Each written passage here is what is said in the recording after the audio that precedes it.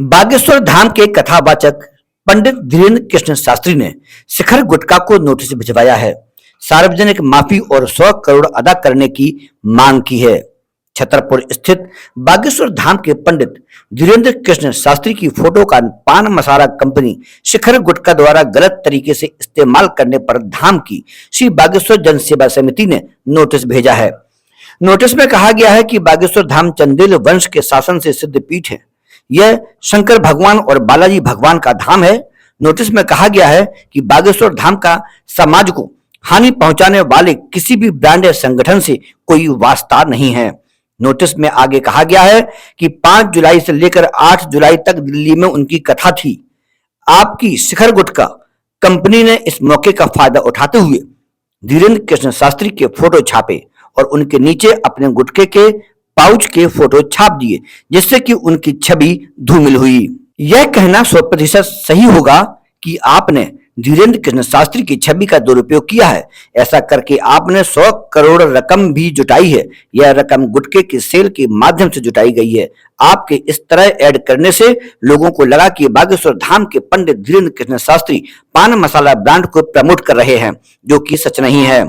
आपके इस अनैतिक तरीके ने बहुत बड़ी संख्या में लोगों ने कैंसर फैलाने वाले प्रोडक्ट को खाना शुरू कर दिया। हमें यह भी पता चला है कि शिखर गुटका के ब्रांड नाम से आपके कई बिजनेस हैं, जिनसे आपको करोड़ों की आय हुई है। इस तरह आपने धीरेन्द्र कृष्ण शास्त्री के नाम और फोटो का उपयोग कर उनका शोषण किया है। धीरेन्द्र कृष्ण शास्त्री ने नाम का इस तरह उपयोग कर आपने उनकी छवि को अपूर्णीय क्षति पहुंचाई है। आपका यह कृत्य आईपीसी की धारा 499, 420, 406, 467, 468 और आईटी एक्ट की धारा 63 के तहत दंडनीय अपराध है, क्योंकि धीरेन्द्र कृष्ण शास्त्री द्वारा आपको गुटके के साथ उनकी फोटो इस्तेमाल करने की किसी तरह की इजाजत नहीं दी गई थी।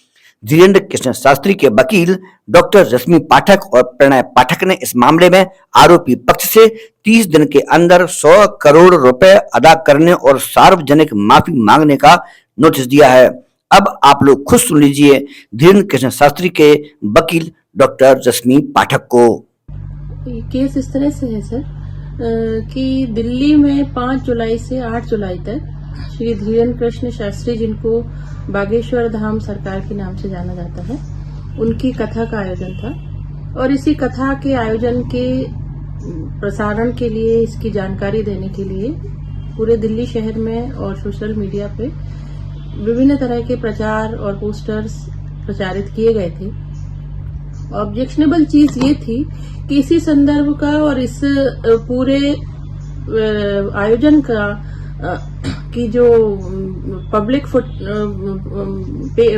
फुटिंग है और जनता की अपार भीड़ की संभावना को देखते हुए शिखर पान मसाला और राजनिवास पान मसाला जैसे 2 कंपनियों ने फायदा उठाकर अपने पोस्टर श्री गुरुजी के साथ दिल्ली शहर में लगवाए हैं, जो बेहद ऑब्जेक्शनेबल हैं और दुर्भाग्यपूर्ण हैं, क्योंकि इन पोस्टर्स से ये समाज में मैसेज जा रहा है जैसे कि गुरुजी इस तरह की चीजों को प्रचारित कर रहे हैं या उनका कहीं इन कंपनियों के साथ कोई कॉल्यूजन है, जिससे न केवल बागेश्वर धाम सरकार की समिति, न केवल श्री धीरेन्द्र शास्त्री, बल्कि उनके सभी चाहने वाले और उनके शिष्यगण बेहद आहत हैं और अपने आप को बहुत ही